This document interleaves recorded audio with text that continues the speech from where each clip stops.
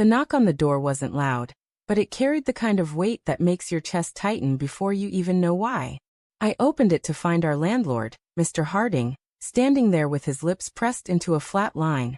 His eyes flicked past me, into the apartment I'd spent years turning into a home. "We need to talk," he said, voice firm but uneasy. I stepped aside, confused. "Of course. What's going on?" He came in, removed his cap, and looked at me as though I were already guilty of something. "Your wife came to me yesterday. She said you've been hurting her, yelling, breaking things, that she doesn't feel safe here."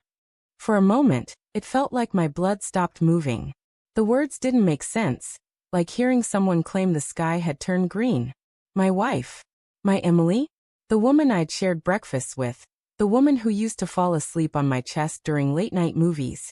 She'd told him that? "There's been some mistake," I whispered, my voice too weak for the storm roaring in my head. But Harding only shook his head. "I can't take chances with this. I'm going to have to ask you to leave by the end of the month." When he left, the silence in our apartment was unbearable. Every photo on the wall, our wedding picture, our trip to the coast, the silly shot of us wearing matching pajamas, suddenly looked staged, like props in a play I hadn't realized I was acting in. I waited for Emily to come home, rehearsing what I'd say. Maybe she'd been stressed. Maybe she'd exaggerated something in the heat of the moment. There had to be a reason. She wouldn't just invent something like that. When she finally walked through the door, grocery bag in hand, I studied her face. She looked tired, distracted, but calm. Not like someone who had just set fire to our lives. I said carefully. "The landlord came by today." Her shoulders stiffened. She set the bag down without looking at me. "He said you told him I've been abusive." For a split second, guilt flickered across her face. But then she shrugged, her voice steady. "I had to. It's the only way." "The only way for what?" I demanded. My throat felt raw.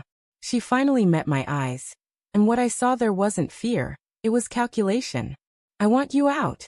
You don't get it, do you? We're done." I couldn't see another way to make it happen quickly. Her words ripped through me sharper than any blade.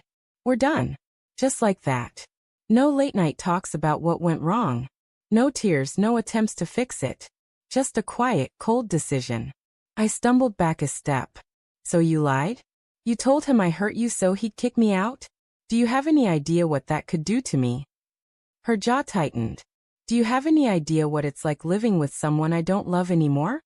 Every day feels like a prison sentence. I'm sorry, but I can't keep pretending." I wanted to shout, to demand an explanation. But my voice broke before it could climb that far. "Emily, you could have just told me. You didn't have to destroy me." Her eyes softened, for just a moment, but then hardened again. "You'll land on your feet. You always do." That night, I couldn't sleep. I lay awake, staring at the ceiling, replaying every moment of the last year. The way she'd been on her phone late at night, turning it face down when I walked into the room. The sudden business trips. The fading warmth in her touch. I had noticed it all but buried it under hope. I told myself marriages had phases, that love ebbed and flowed. I clung to denial like a shield. Now the shield was gone, and all I could see were the cracks I'd ignored. The next morning, I called an old friend, Mark. I needed to hear someone else's voice. Someone who knew me better than the stranger my wife was painting me as. When I told him what happened, there was a pause on the other end. "Man, I don't know how to tell you this, but I've seen her. With someone else. I didn't want to hurt you, so I stayed quiet.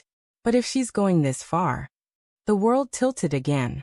My knees buckled, and I sat down hard on the couch. "Who?" I croaked. He sighed. "Some guy from her work. I saw them a couple of times at a cafe, holding hands. It wasn't friendly." I hung up before he could say more. My chest felt like it was splitting in two. Not only had she betrayed me, she'd weaponized a lie to erase me from our life. When she came home that evening, I didn't wait. "Who is he?" I asked. Her face drained of color, and that was all the answer I needed. "You could have just left," I whispered, my hands trembling. "You could have told me you didn't love me anymore. But instead you painted me as a monster." Tears welled in her eyes, but her voice stayed firm. I didn't know how else to end it. I was scared you'd hold on, that you'd fight to fix something I knew was already dead. Her confession didn't bring relief. It only deepened the wound. Emily, I would have fought for us. Because that's what love means. But you didn't even give me the chance.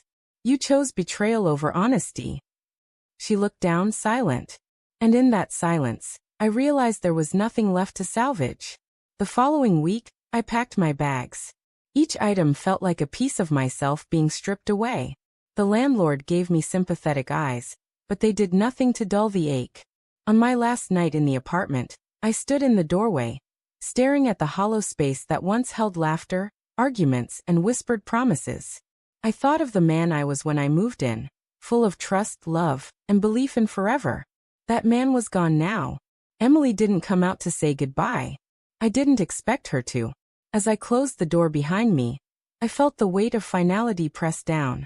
I was walking away not just from a home, but from the illusion I had lived in for years. Betrayal doesn't just end love.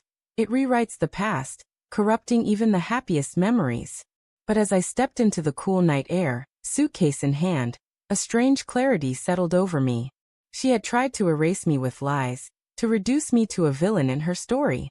But the truth lived inside me. And the truth was this. I loved her with everything I had.